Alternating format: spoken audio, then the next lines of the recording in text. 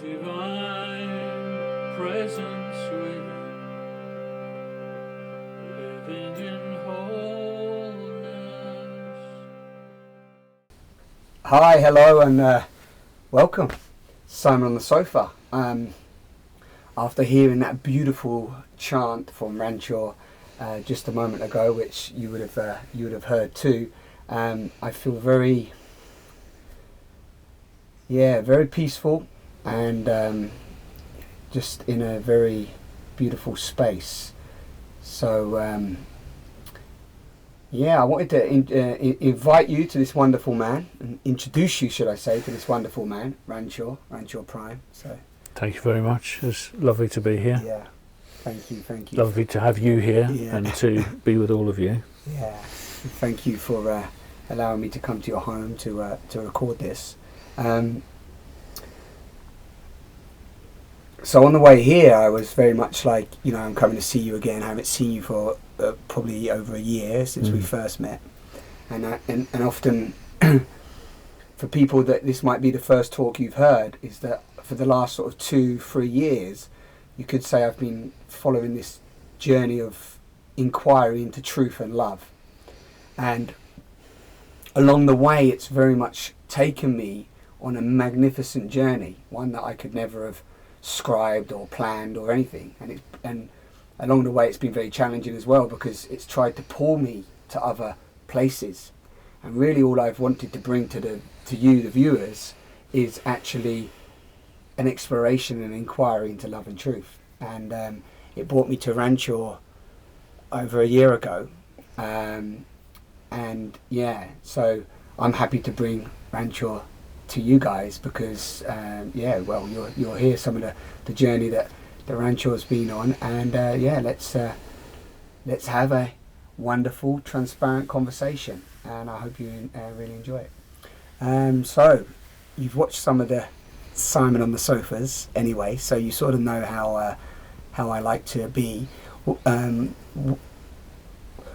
Where I'm at, it's wonderful talking to you, because like that little introduction that I just did for the people watching, is that I felt that I've really, in the last sort of couple of months, really been inquiring myself to come back to the true essence of what sort of took me on this, whatever took me on this journey. I call it like an authenticity, a truth that's, sort of instigated this journey a number of years ago. So it's really wonderful this is the first conversation I've had since I've realised just a couple of weeks ago in meditation that I was getting pulled out of, very much pulled into society, pulled into the noise, pulled into the marketing, pulled into the recognition, the monkey mind was going crazy, and I needed to sort of silence that. And you're the first person to speak to since that silencing. Well, that's wonderful. And I can totally identify with what you're describing, because I think I've had that all my life. Sometimes I'm just thinking, the image that comes to mind is a stone on the seashore, that sometimes it's covered by the waves, and sometimes the waves recede, and you haven't actually really moved that much, but life sometimes just swallows you up, and then sometimes it recedes, and it's a journey, and it goes this way and that way and up and down, and that's how life is. It's a wonderful adventure, I feel. Yeah. And sometimes, I've had that experience at different times in my life when I felt I've really connected with my truth. And I thought, I must remember this moment, and never forget this, because I can really see now what's real. And then sure enough, time passes, and I do change, but time passes, and then I lose touch with that, sometimes, that inspiration, until it comes again, in a new way. And it's always just rising and passing away. So even to judge what I have experienced, I've not judged it bad. What's happened? It's all been, the unfolding. I just sort of, I suppose, I just had a realization that, I took insight from that, and it seems to have just, I don't know. It's very hard to describe with words. It seems to have said, okay, that's happened, and now it feels like okay, and I'm to walk this way for a while. But like you say, it might just be that the seas moved away from the pibble for a bit, and I'm like, yay, and then it will pop back in again. But yeah, so I know this time will pass as well. So I don't want to take away from anything that is being created. It's just very much like, just coming back to that the essence of that truth and love and that silence, and even those words, they just don't give it end. They're sort of almost losing an element of this idea of truth and love, because as you said earlier when we was having tea, it's like with belief, for example, whatever that belief is, sometimes it's quite close belief, or it can be very broad. Yeah. Yes. Yeah. Faith. Yeah. Faith. Yeah. Or belief. Yeah. Yeah. I think I've always lived with some kind of faith all my life, but that faith is not static. I think as soon as your faith, as soon as a person might want to just freeze their faith in a certain way and then stop changing, then sort of they go back to sleep, I suppose. For me, faith is a dynamic, changing process of evolution, going inwards and also going outwards, both understanding myself a bit better, then going back out into the world and then seeing the reflection, and perhaps seeing, I need to go back inside now and do more work, and so that that's how it unfolds for me. Yeah. And as you say, there's no good or bad. Yeah.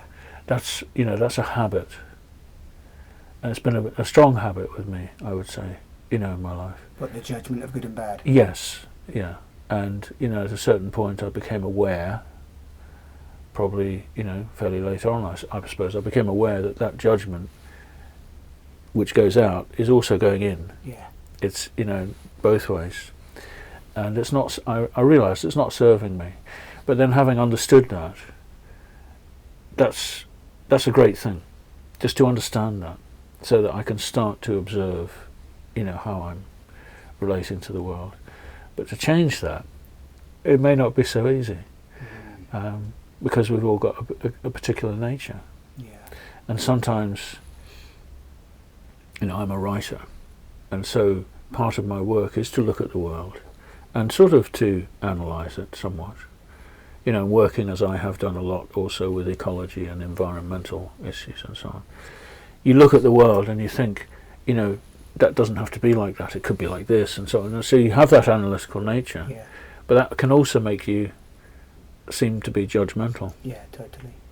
If I didn't have that capacity to, to discern what I like in the world and what I don't like, I wouldn't be able to do what I do. Exactly, yeah. But if I can understand that in myself and observe myself, yeah. then to some extent I can be detached from that. And not get pulled along with it. yeah, recognise that I have a nature. We all do. And somebody's nature might make them sometimes seem, combative. Or somebody else's nature might sometimes make them seem lacking in any sort of resistance, which might also be a weakness. But we each have a nature. And recognising that nature, for ourselves. I think that's for me. It's been a long journey, and coming to terms with it, I suppose, and embracing it, and not feeling bad about myself. I mean, we all do it, don't we? Yeah. But, the self-doubt and the judgment comes in, doesn't it? Yeah. On so many levels, and then the lethargy can come from that space as well. Where it's like, what am I doing here? Who am I? What do I have to contribute? And I suppose the deeper you go into that as well, of like you said, because I'm like that myself. I mean, I pretty much started this Simon on the Sofa, for example, to speak with people from all walks of life, to show that we're all the same at our core, and we all have the same fears, hopes, desires, and we're all trying to just explore, and we all don't really know what's going on, but we're trying to make some sense of what's unfolding.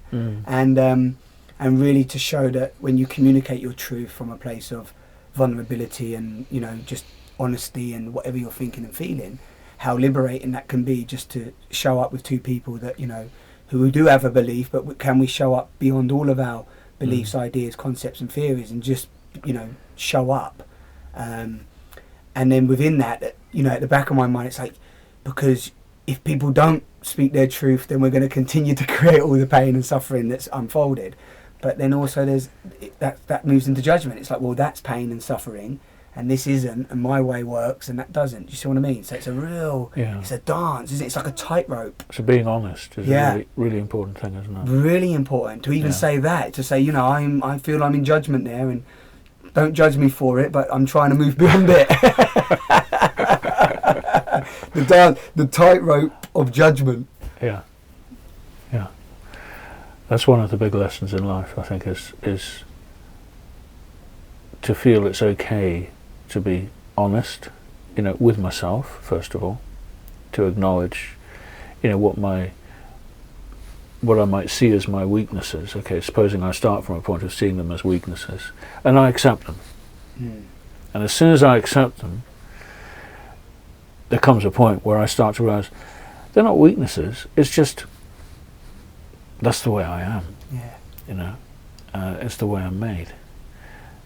And every weakness has a corresponding strength. And it's what makes me unique. My particular, mix. We all have a particular mix. And once I've accepted it in myself, then I can, I don't mind being honest with other people about it, because I don't fear your criticism anymore.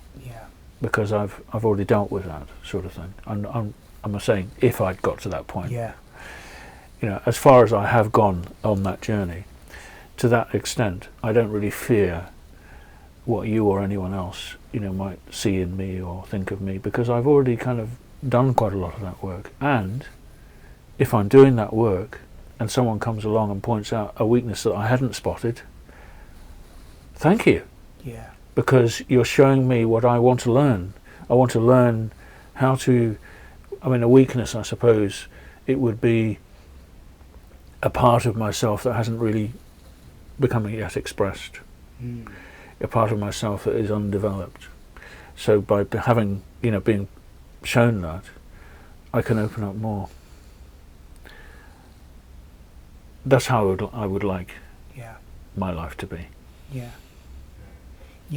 And when we're looking at, again, this idea of weakness, not judging that as bad, that's what you're saying there. Do you see what I mean? Because most people don't want to share their weaknesses, because if I share my weaknesses to you, then I'm weak, and if I'm weak, then I'm, judged, again, using that word that seems to be a theme of the talk as it begins, is, I'm judged to be inadequate in some way, or, if I'm not strong is better, as it were. That becomes the norm. So we're really dancing with also, individual psychological understandings of these, these words, aren't we? You see what I mean? It's like, so it's really, it is a real deep inward journey of observation, of like why, like you said, why somebody's even triggering me by saying those certain things, whatever it might be about, my persona or my image or my, which is all just perception, isn't it?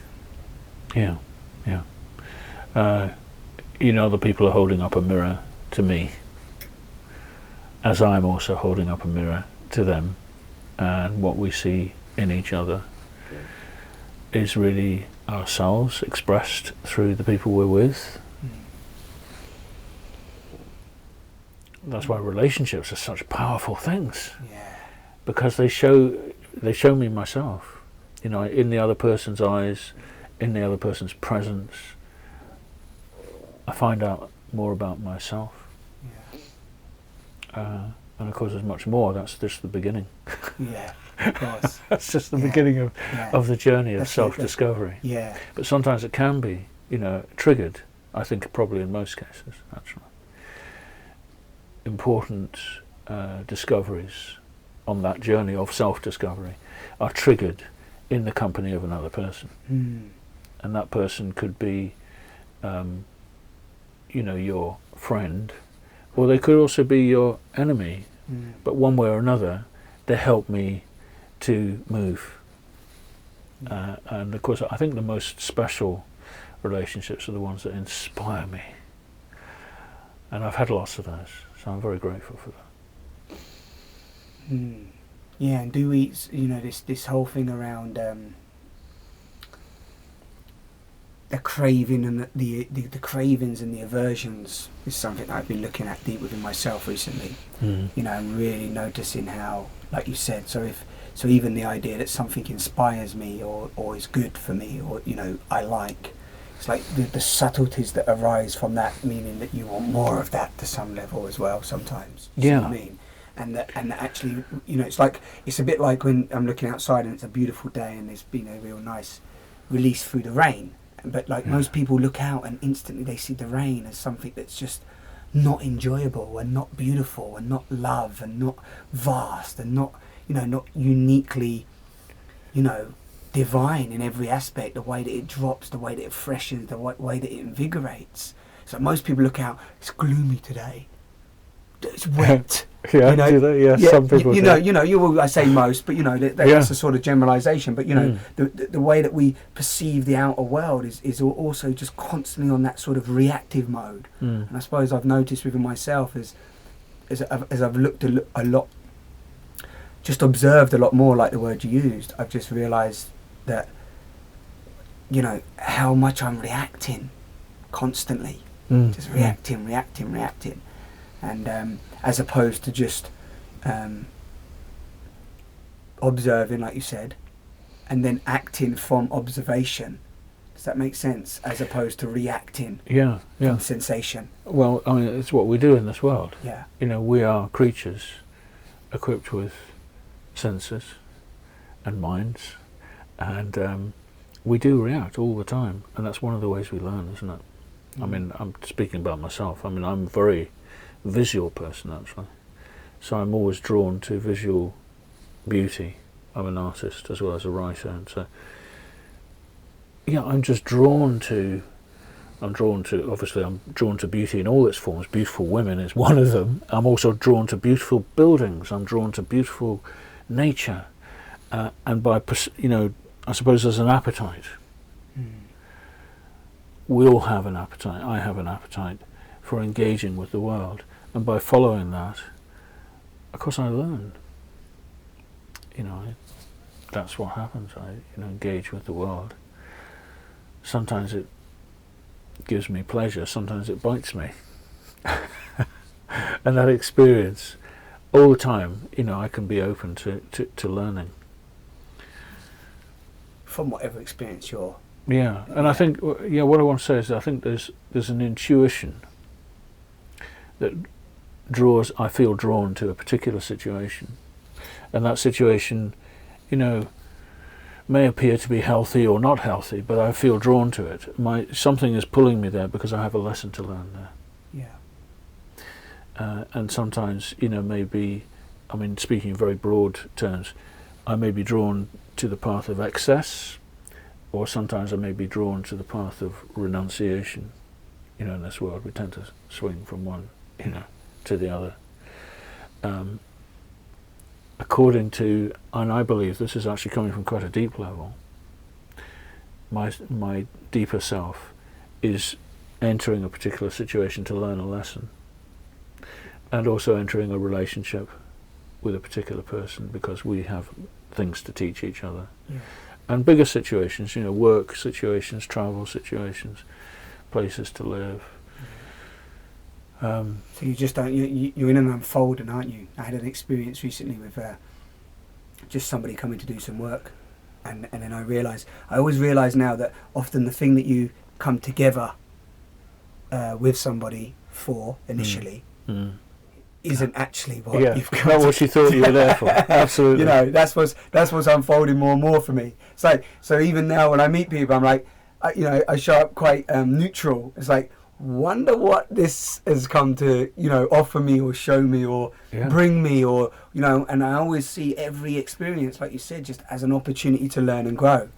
Even if it could be judged as a bad, or that was really horrible, or I got let down, or it's like, no, when you step out and just observe it, it's like, and don't judge it from that place, it's actually, what is it come to show me always? isn't it? Yeah. And that, just that shift in perception, and that changes the whole way that you interact and with life. Yeah. Interact and show up with life. I mean, I think the wonder of life increasingly for me is its unpredictability. I don't know, what's going to happen today.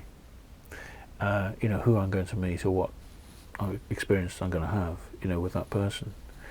And I celebrate that.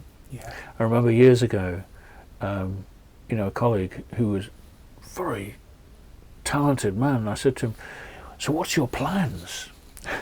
That's how I used to think, as quite a young man. And he said, "Oh, I don't really have any."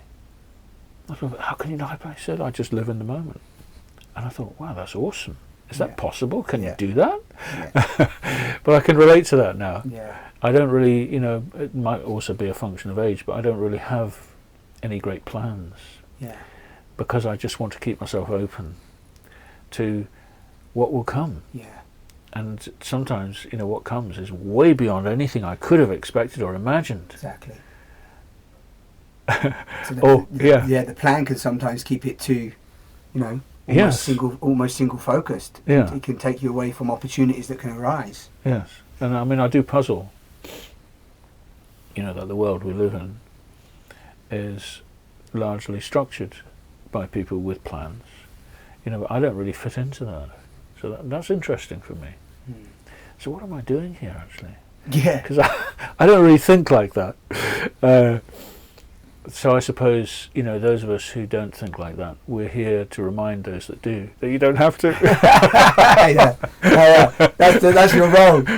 Guys, you just don't have to keep going down that road if you don't want to. There's another way. That's what people find, when they visit India. I spent a lot of time in India in my life. And I found it myself, very frustrating at first, India. Because most people in India are living pretty much in the moment, pretty much. And that can be frustrating if you've got a travel schedule and you've got flights to catch and you're planning to be here and then you go and meet this person and nothing goes to plan. But then I started to learn, I did environmental work in India for years. I started to learn that if I just surrender to what's happening, usually a plan emerges, which I never thought of. Yeah, exactly. Letting go. Yeah. Yeah. I had, a wonderful man, environmentalist, who I had to meet high in the Himalayas, and he was camped in the path that they were building what was going to be the world's biggest dam, high up in the Himalayas in a very earthquake-sensitive place called Terry. And the World Bank had funded this massive dam. So he was opposing the dam, and he had camped at the foot of the dam, and he'd vowed that he wasn't going to move. So when they flooded the valley, he would drown. That was his thing. Sundar Bahugana. So I thought, I have to go and meet this man, So the only way to get there was by taxi. I mean, it's very horrendously expensive, but it's the only way I could figure out, actually it's not that expensive in India, So I took this taxi, and the taxi driver himself was nervous on the mountain roads. He's going terribly slowly. I said, "Go faster." He said, "No, I'm frightened." And so I said, "Well, you get in the back, I'll drive." So I drove the taxi, and eventually we got to the place at the foot of the dam, and they said, "Oh, he just left. Like 5 minutes ago." I said, if only my taxi driver had been fast, I would have got it. So very downhearted, I thought, well, that's a whole day's journey wasted. So I made my way back down to the town Rishikesh, which is just at the foot of the Himalayas on the Ganges, and I stayed in a guest house there. And in the morning I came out of my guest room, and out of the guest room next door to me, Sundar Bahugana. He was there. The man I went to see, he was in the room next door to me. Genius. Genius. No plan. No plan. Yeah. But also had to go on the journey to even have that. Do you see what I mean? Because you may not have even stayed there had you not gone up the mountain for the day. Do you see what I mean? Yeah. Yeah. It's phenomenal, isn't it? Yeah. To then come back down and go, you know what? It's been a whole day. I'm going to crash here, and he's there. There he was. And he's famous all over India, this man. And after we I did an interview with him for a book I was writing about ecology. And then he said, well, I'm going to catch the bus now. And I said to him, where are you going? He said, well, I don't really know. But he just went to the bus stop, and the bus came along. He just hopped on. They don't charge him. They just say, oh, they recognise him straight away. Come on. And he just took the bus and went off with a little shoulder bag, living in the moment. Yeah. And whatever, and it will take care of you. It does, if you let it. Yeah. I don't know if it works as well in this country, but in India, the energy is very strong for that. Yeah. You just literally, I always know when I go to India, stuff will happen. Yeah, and I mean, it does happen here. I think it does. It does happen. It's being aware. And I think it's more of a surrender. There seems to, and I haven't been to India, so I don't want to compare the two, but in terms of like, we're so indoctrinated by our conditioning of how it should be, that to surrender to, there's a woman who's sat on the sofa as well. You might have, I don't know if you see that conversation with Jennifer Huff. Oh, I've met Jennifer. You met Jennifer. Oh, what a wonderful person. What a wonderful woman. Yeah. And Jennifer, her thing at the moment is get out of your own way. That's one of the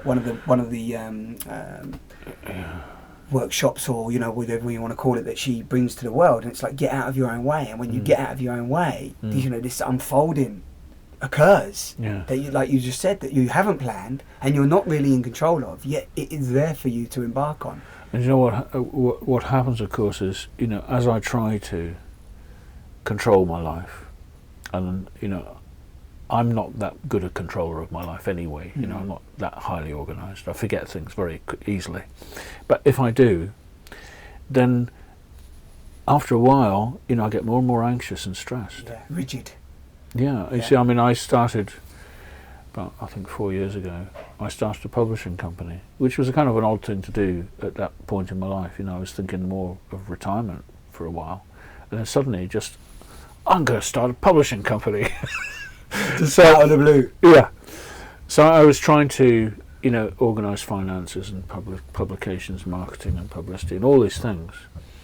And I was getting more and more anxious. Yeah. And as a result of that, I got too stressed. And I couldn't do it. Yeah. So, and I broke down. I just came to a halt. Came to a dead halt. I just couldn't function anymore. Which was the best thing that ever happened to me, by the way, in my life. And like I say, I have a low threshold for being stressed out. I suppose because I'm not a big organiser. Some people, have a huge capacity to organise, lots of people's lives. They start companies and they can go out and they can command, great authority and so on.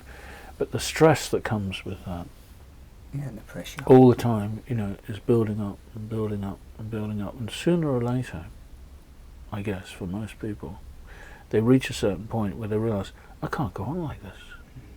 That's a wonderful realisation to have, It's just not working. Something's going to have to give, and very often, of course, it might manifest in a sort of a health crisis. Yeah. The doctor says, well, breakdown of some kind, like you say. Yeah, or it could literally be, your health. Yeah.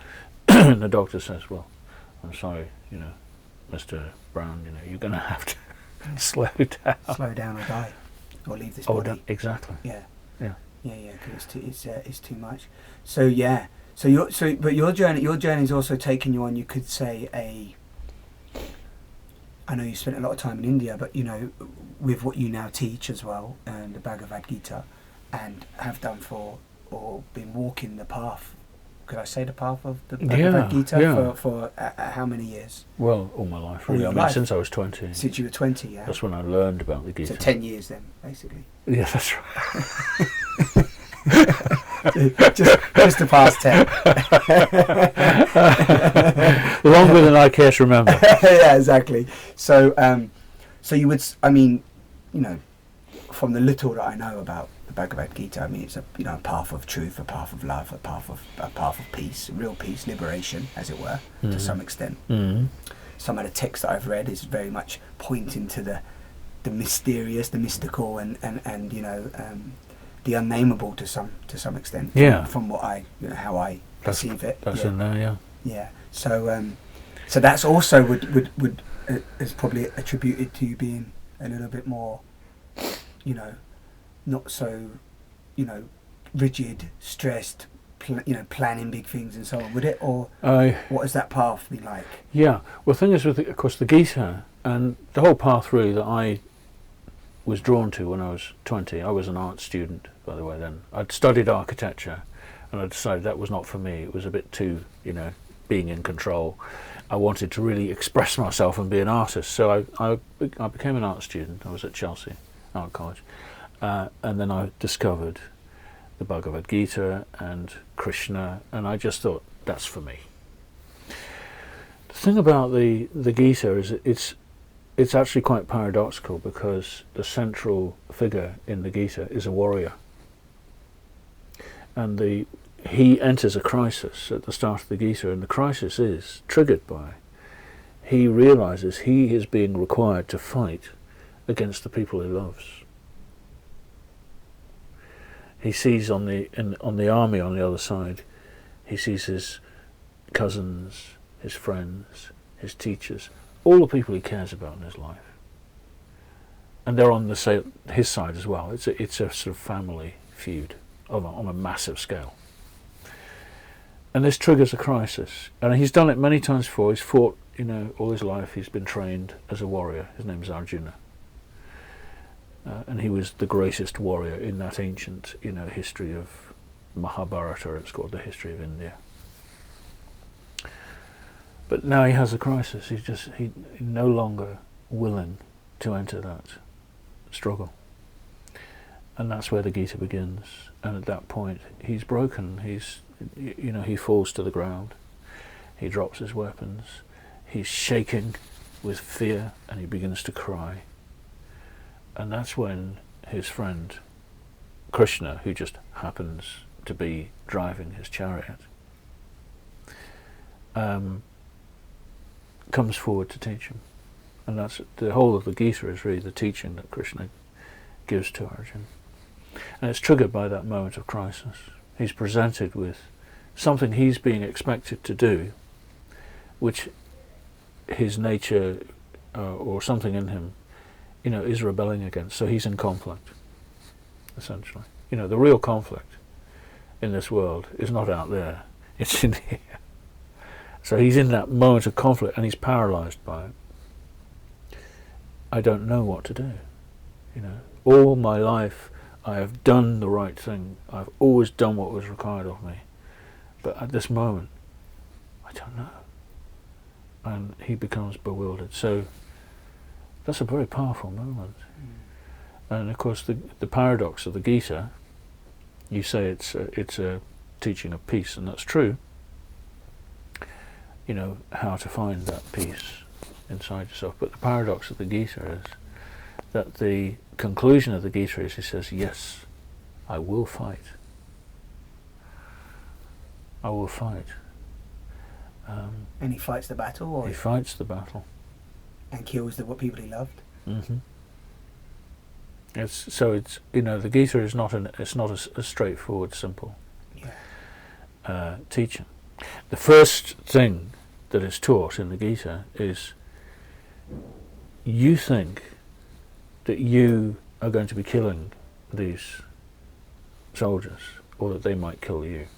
But let me tell you that everyone on this battlefield is an eternal being without beginning or end. No one dies. That's just an illusion. There is no such thing as birth and death. Which is a really profound teaching. It sort of changes the whole parameter of, that you mean everything that I'm struggling for in this world is all illusory?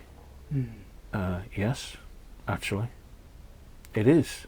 It's all, the Sanskrit word is maya. Yeah. It's not real. That's a profound. Yeah. That's not the end. Of course, it Yes, doesn't end there. Yeah. But well, there is no beginning. There's no beginning or end. But it radically changes the perspective.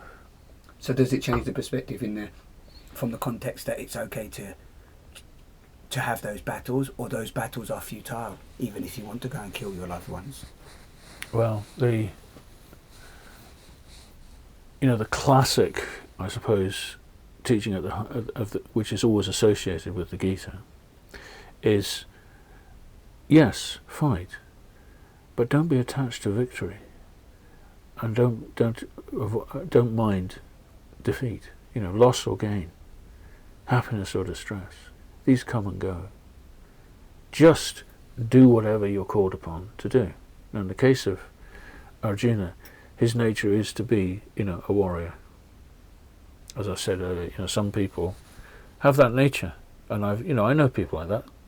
That if there's a group of us, and there's a threat from outside, there are some people who will stand up to the threat, and they'll seek to defend everyone. I mean, me, I'll run away.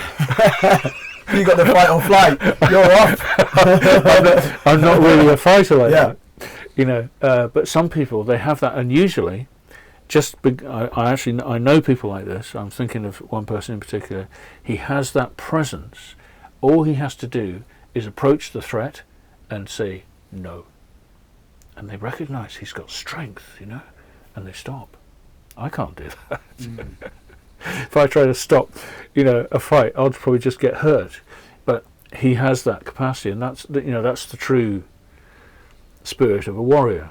But this true spirit of the warrior is not to actually fight. It's like it's to defend. It's to defend. It's like in Aikido, right? You're transmuting the energy away from where it's coming and shifting it away to some extent. That's you see what I mean? Yes. As a true warrior is not to just pull the gun out or the sword out and then kill, as it were. But it's interesting. So in terms. So when did the Bhagavad Gita emerge? What century are we talking? When how many thousands of years ago did this Well, they arise? say the tradition says it's 5,000 years ago, and I accept that. Although, historians usually say it's not that old, but I think the teaching itself is very old. The book maybe not so old. Yeah.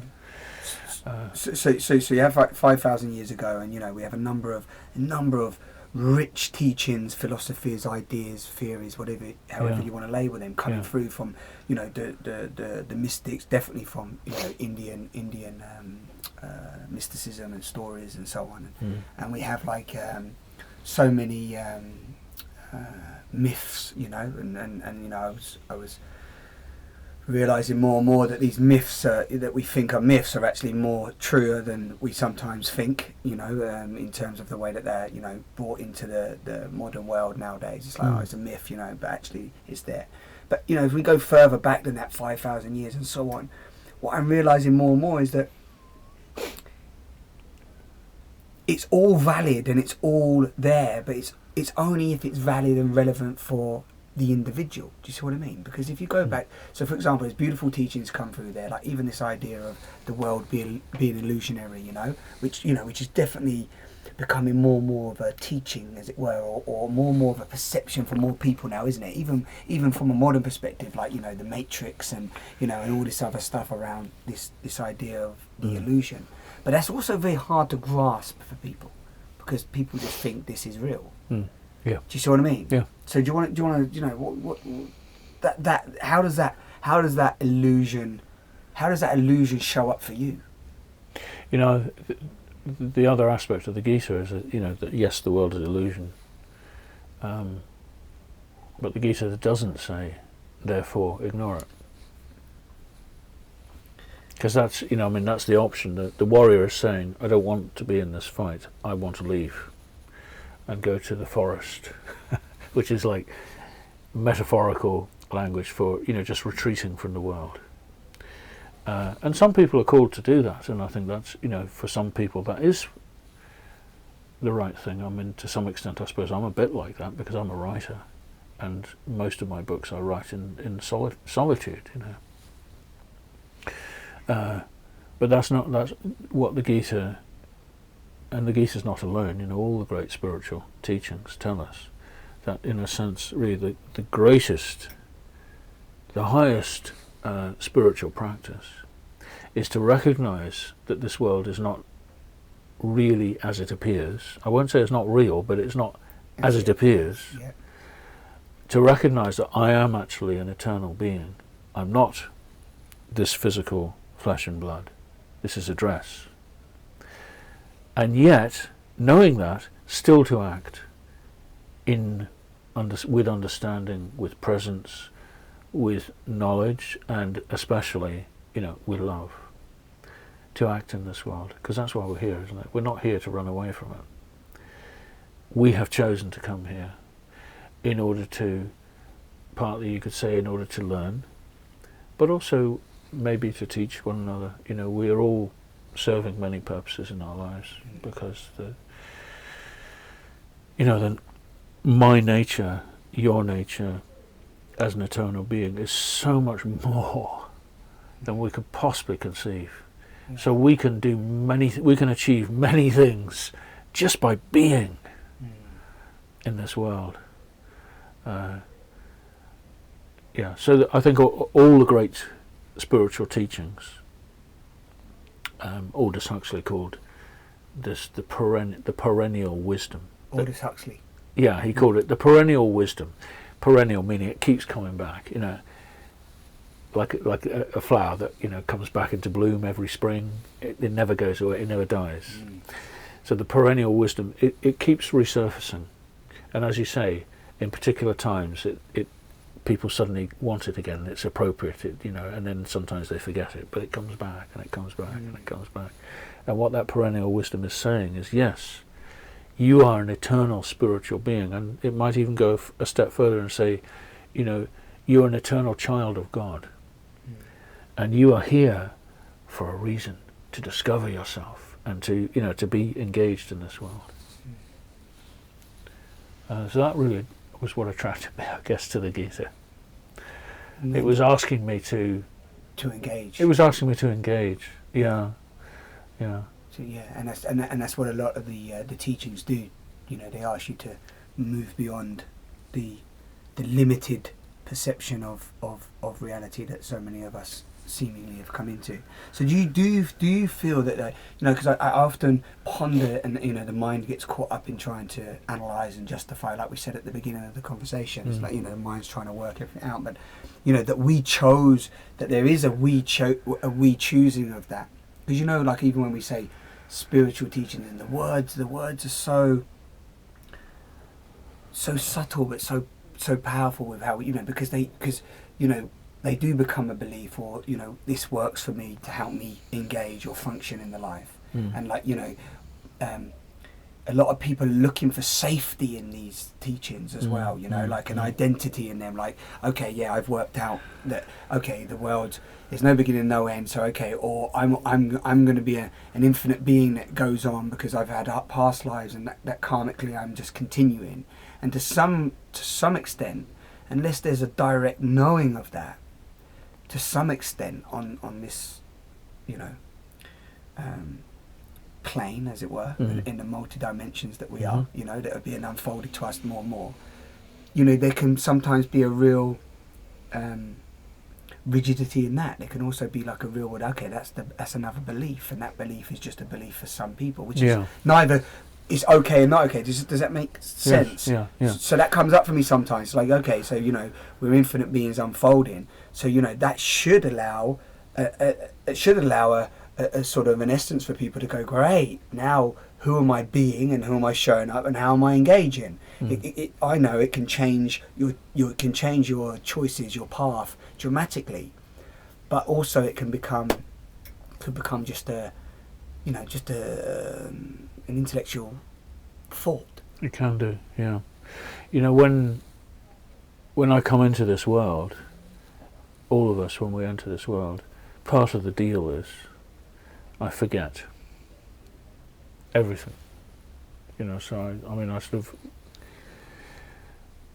that's just part of the whole process of living in this, on the earthly realm, is I forget who I really am. And of course, I can't really explain that. There's no point in trying to, really. But it's the mind goes, well, how do you remember that you forget who you are? Yeah. Do you see what I mean? Yeah. Doesn't it? Yeah. And then, I suppose to some extent the journey of life is remembering. And you know how it is in life anyway, that sometimes I forget how wonderful maybe a particular person is. I might have a friend, and we might drift apart, and we fall out of communication, and I forget my friendship for that person. Then we meet again, and I remember, oh yes, you're such a wonderful person. Sometimes to forget and then to remember again, I learn a lot. Anyway, that's just one way. There's many ways to understand it, but that is what happens. Although I am an eternal being, I'm just putting, this is how I understand reality. Sure, Although I'm an eternal being with nothing to fear, I have forgotten that. And so in this world I feel insecure. I'm feeling small, because although I'm actually an unlimited eternal being, I'm feeling myself small and vulnerable. And so I'm looking for security of one kind or another, and it may be, I look for that in my family and relationships, and religion is a major part of that, or various kind of identities that people seek. National identity. Religion is a powerful one all over the world, and you're quite right, it can sometimes become quite narrow, but I just need that security. And lots of people, the last thing they want is to open all the doors and windows and just be in this vast mystery. Which for some of us is wonderful. Well, that's why I like it. But for a lot of people, that's quite frightening. Because we're all at a different point in our particular journey, and so the security, I think, that religion or various kinds of beliefs offer is necessary for those that feel the need for that, until such time as they don't feel the need for it. Which may or may not happen, because it may not happen, it may not occur, because again, some indoctrinations or some conformities or whatever that's happening, because you can never really work it out. I mean, we just know that there's so much. I suppose there's that sense, isn't there, that there's just a lot of limitation within the way that society functions on a whole. And then when we realise that maybe we're connected to the whole, like you said, and you enter into the mystery and you go into the unknown, and then being in the unknown is actually where, we spoke about earlier about things unfold, and you can get out your own way and you can just surrender to, this moment of what's unfolding. But like you say, that's a very vulnerable place, and for whatever reason that we've become conditioned and indoctrinated for our upbringings and whatever, again, not to judge that right or wrong, good or bad, but that is what it is. And that may be what a lot of people are talking about, is the this new age that's emerging, or the Aquarium age, or this cycle that's coming through at the moment, is very much about the dissolving of those structures, whatever they are, whether it be religious structures, society structures, certain belief structures, certain how we perceive this dimension to be, it's like, there's more opening up around how, when you're in fear and protection, you're limiting the unfolding of the consciousness, and so on. So actually we're in that space, aren't we, of like this emergence of all of that, what it would be like to look behind the curtain of, as that all drops away from your belief systems, and for a lot of people, that's very threatening. That's very threatening. Totally. I mean, that's hard for me to come to terms with, but I have to acknowledge that it is. I met a woman the other day, a close friend of mine actually, and she said that she had a powerful spiritual experience which had reduced her to tears. And I said, "Oh, how wonderful!" And she said, "No, because at home I had 2 young children I had to go back and look after, so I couldn't do that. I had to go and be a mother." And suddenly I said, well, yes, actually it's true. You can't, not all of us are in a position where I can just let go of everything. That's actually a very special period in a person's life, where if you're given the gift of that space to just explore and go inwards, and we can't do that all the time, actually. But there can be an integration, right? Like as more people experience that and witness that and share that, because it's like you said, it's like there's all, this soup of creation is just seemingly just surgingly unfolding more and more. I mean, you know, it's only what is it in the last 50 years we've gone from 1 billion people to 7 billion people. I mean, in the last 100 years, I mean, it's right, just madness. Right. So they're saying now, Madness. you know, the forecast that whether if the planet still upholds us and we as a species do continue through this evolution, which I'm always open to the potential that we're, you know, we won't. We're just another species that could get wiped out. For example, I just play with that, and that in the next 25 years we're potentially going to double again, right? You know. So, and if we don't actually look at becoming more aware of the planet as a real living organism that we are part of and it is part of us and vice versa, then there's this like unconsciousness that's sort of running parallel with this sort of conscious awareness that seemingly, you know, the two, like life and death, how we sort of, this whole duality that is just completely crazy is sort of, you know, I know Bruce Lipton says it's like we're on a knife edge, doesn't he? He uses the analogy we're on a knife edge, you know. Uh-huh. And it's like we're on a knife edge of continuation or extinction, Yes. depending on the choices we make within. So what's happening in the world is mirrored for some of us in our lives. You know, in my own small way, you know, I got to a point at this phase of my life, I couldn't function anymore. And so, as I say, I broke down. And that was the biggest blessing I had, because I had to grow and find a new way to be. I look at the world around us, and as you rightly say, you know, the population at the beginning of the 20th century was it was just over 1 billion, and it's now past 7 billion. You know, this is unprecedented in terms of recorded history. Goodness knows, you know, there's a lot of unrecorded history. We don't know what went on. Even though the links of the history do it at the moment. Yeah, you know, pre-history, we don't know Yeah. what went on. But in recorded history, there's never been anything, you know, remotely like the condition on the planet now. Not only 7 billion people, but 7 billion people who either own cars or aspire to own cars. Or sometimes 2 or 3 cars, and want to fly everywhere, and have, you know, refrigerators and so on. So that increases our collective impact on the planet enormously. And then added to that, this amazing development of the World Wide Web and of computer technology, which means we're all in each other's faces kind of all the time. You know, the instantaneous nature of life today. So if you add all of those together, yes, there's no doubt that the human family on this planet is in huge crisis. And because of us, the whole planet is in huge crisis. And so it's that moment where you can't carry on the way you are.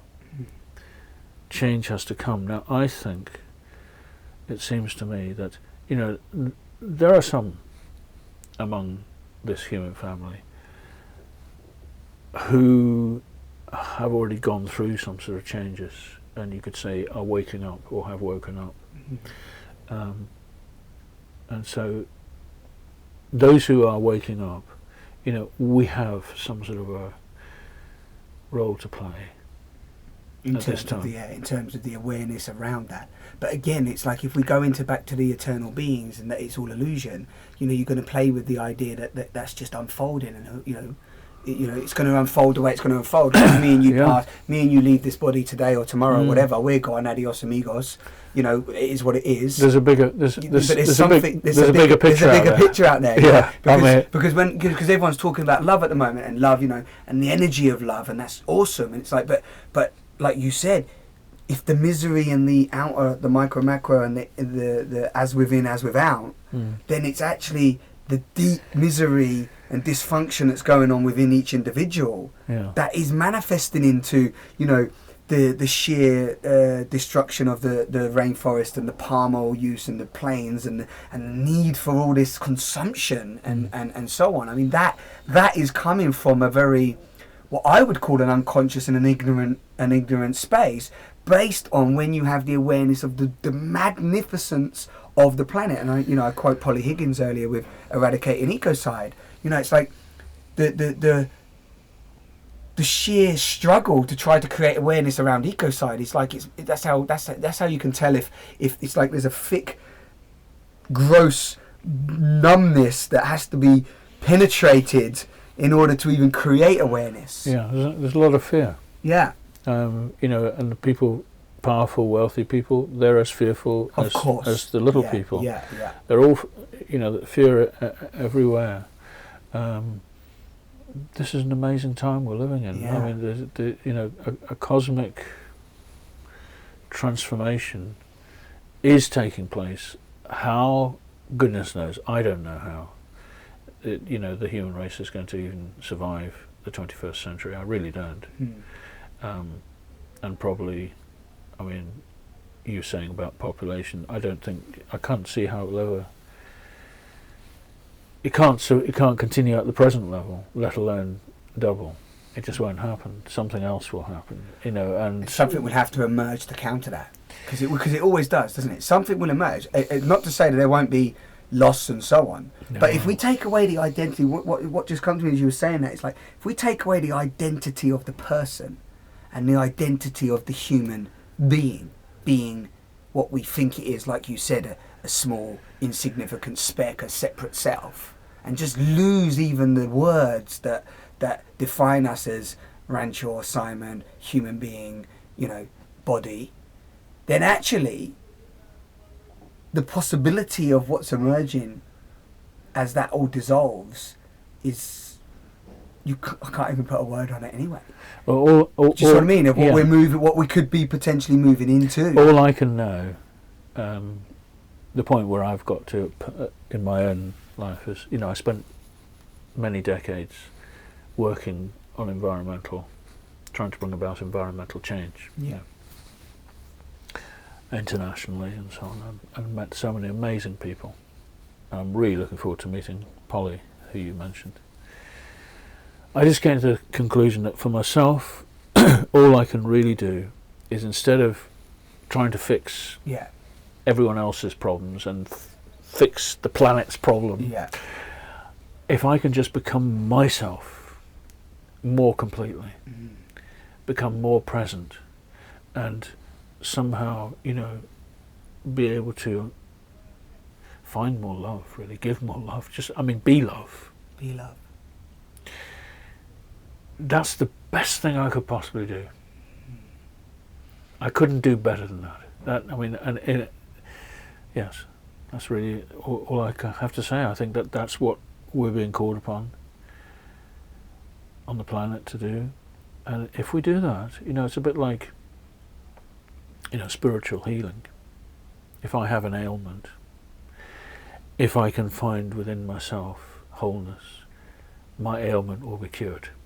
We know that from that's how spiritual healing works. Yeah. My body will heal itself if I let it, if I don't stand away. So I think that the problems which are so manifest all around us, in the world, they could transform if the consciousness changes.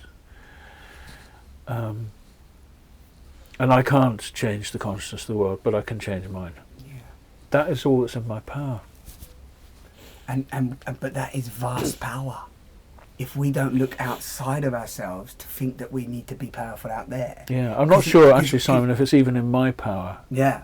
No, totally. If I just let go and allow myself, to be healed almost. I've discovered that forgiveness is a huge thing. Gratitude is a huge thing. And they are all part of what love means. Acceptance, yeah. Acceptance. Compassion in there, of course. Yes. And all of those, to me, they suggest that, yes, I am unlimitedly powerful, but the greatest achievement of all is to allow myself to be small. Does that sound paradoxical? No, yeah. Allow myself, surrender. Yeah, allow yourself to be what you are. And to really live in gratitude, and humility in the face of, all these insolvable.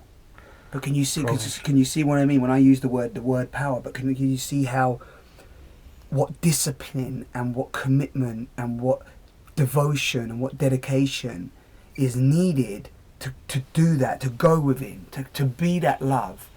What I feel that from looking at that myself and being on this journey again for the last, like you said, it's a continued journey, but the last 4 or 5 years is that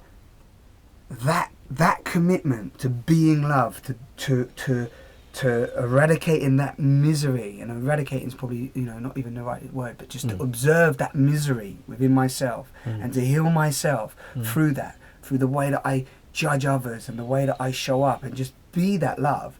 And that is the, like you said, it's to see how small I am, but within that there's a huge depth.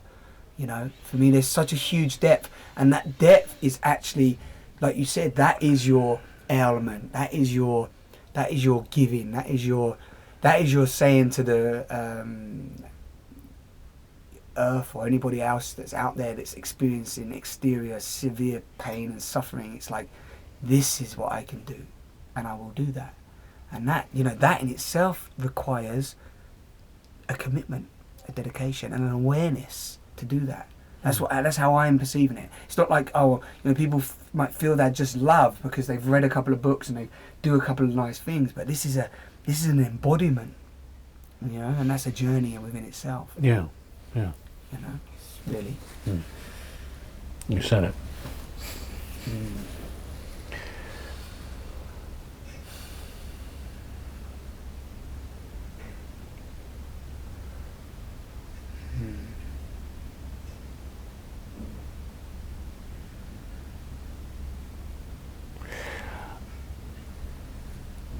I was inspired to think that,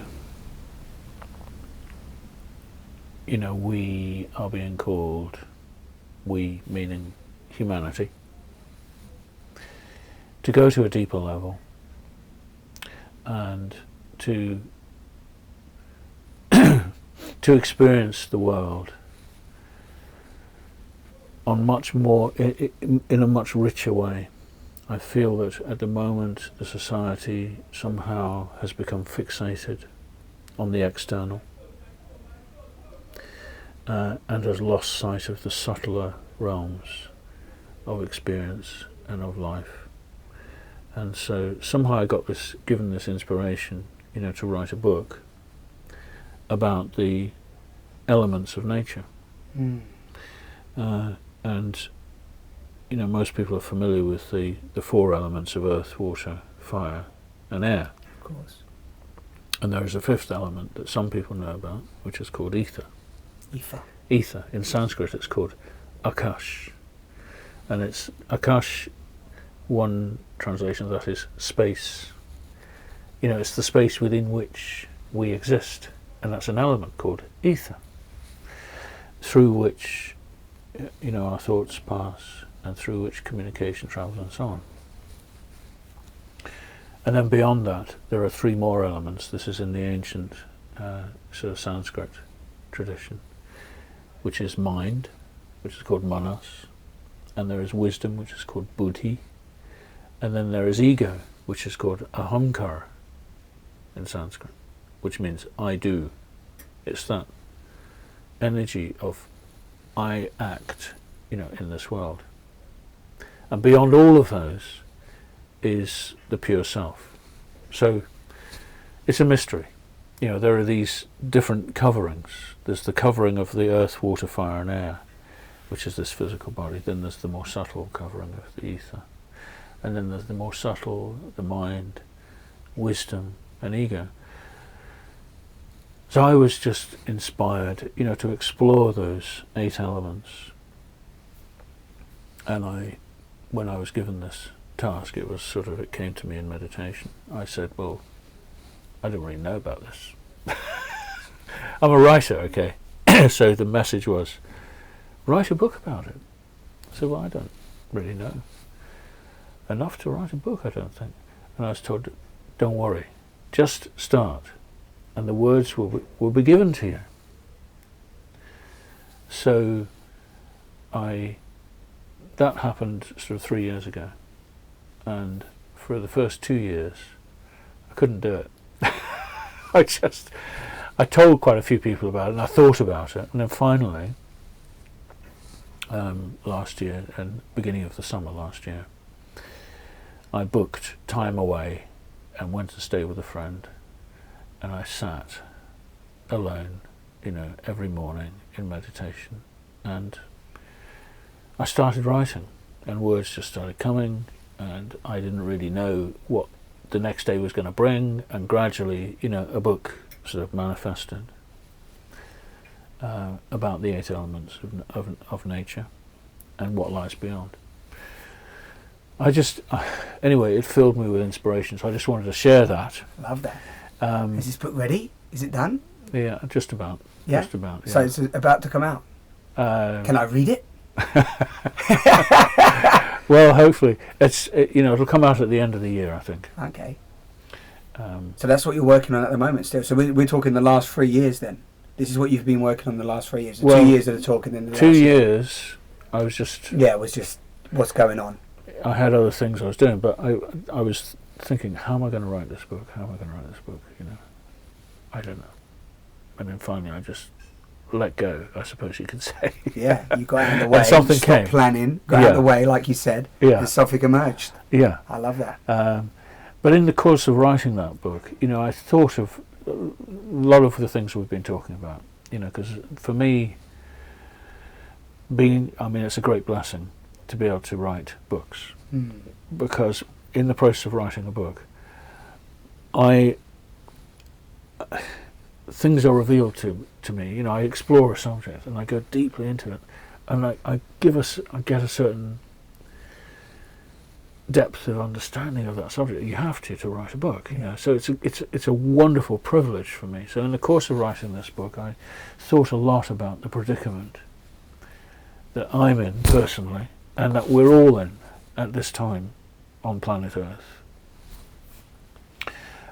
Earlier on, you showed me a book by James Lovelock, and he's saying how, we can't go on as we are. This is a time of profound change, and you mentioned the word choice. I think that's absolutely. Yeah. This is a time when really we're all being presented with the opportunity to make a choice, because we can't go on, the way we are. Yeah. Yeah, totally. Yeah, and that's exactly what I was saying, because I was saying that if we bring it back to ourselves, regardless of what may happen or not, rather than looking at the fear, it was like looking at what can we do to make a choice of how we show up. Yeah, totally. And this is what I was thinking, Simon. I was thinking, well, honestly, seriously, what can I do? Yeah. In the face of the, the challenges that I see, having worked with the environment, I'm conscious of that. Not a lot, but then I was given a very clear message what I can do.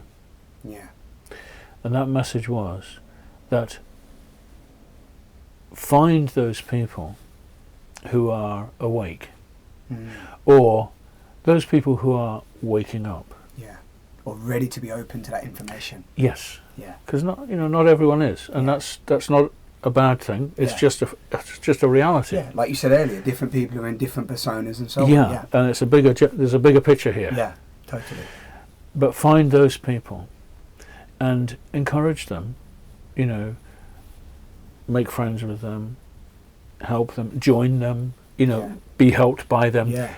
Encourage one another. Yeah. And it occurs to me, that the people watching this conversation naturally will fall into that group. I mean, totally. And we are, many of us. Yeah, there are lots of people out there now. Totally. I suppose, I'm sure there's probably millions. I'm always amazed actually when I see the numbers of books. Some of the books of real spiritual awareness, the numbers that have been sold, 3 million copies sold. Totally. I think, well, where are these people? They're there. No, totally. And there's organisations after organisations now stepping up. I mean, online, it's like website after website of video sites and documentaries being made and so on. People are really, they are there. This is happening. So here's the thing, that those of us who are in that process of waking up, we need to support and encourage each other,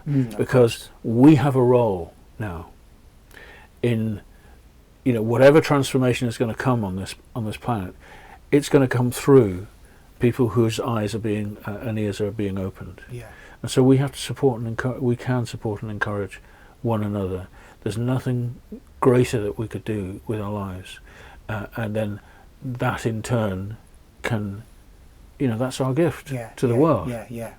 Realise your gifts, as Charles Eisenstein beautifully says, is that your gift is to realise the gift, and then once you realise that gift that you have to give to the world, to give it to the world. Yeah. Yeah. And those people who are, they're growing a vegetable garden. Yeah. In awareness. Yeah. That's such a wonderful. I'm not doing that really. I'm here in the middle of the city, but that's such a wonderful thing to be doing. I want to encourage you. I want to be your friend. I want you to encourage me. Yeah. Help it. Yeah. And it's the simple things. Yes. Yeah. It's the simple things that will make the difference. Yeah. So my inspiration was to write this book. Yeah, which is this, which I just you've just given me as well, which is what we spoke about a moment ago, which was the as Ranchor mentioned, the 8 elements that come through, and this might be, he's just told me, maybe the book cover.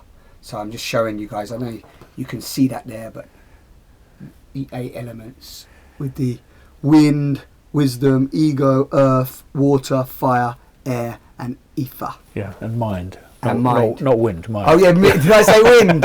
That's all right. You have got wind. But the point earth, wind and fire, I was thinking. the idea of this image is that, these elements, and it's called a journey through the mystery of life. Yeah.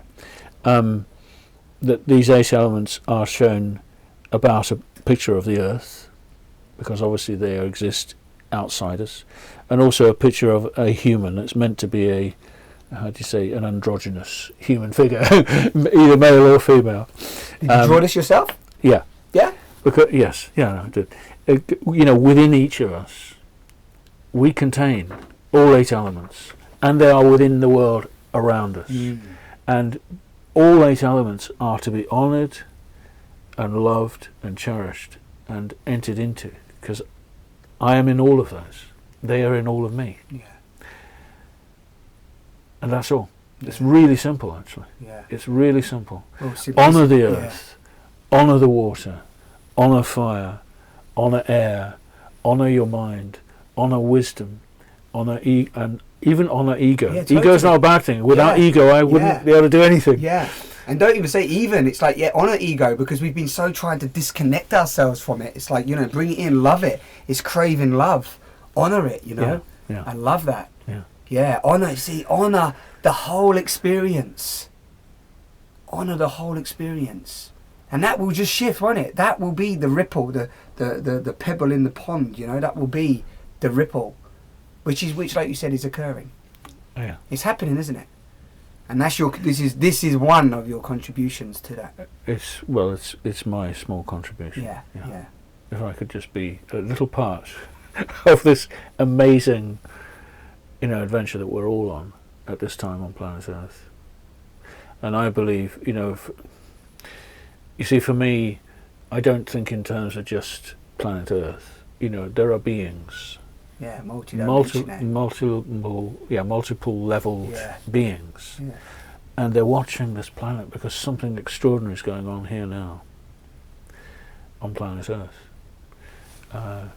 It's a time of great hope. It doesn't have to be a time of darkness and despair. There's plenty of that there. Yeah. But there's also there's also tremendous hope and joy. Yeah, it's a wonderful time. It's a wonderful time. If you have, it's all in the cauldron. If you have the wish, if you have the desire to give, Yeah. you couldn't be alive at a better time. Yeah. There you go.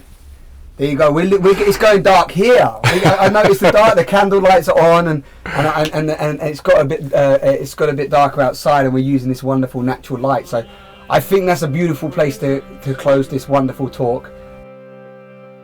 Living in wholeness, moving in joy and light. I surrender.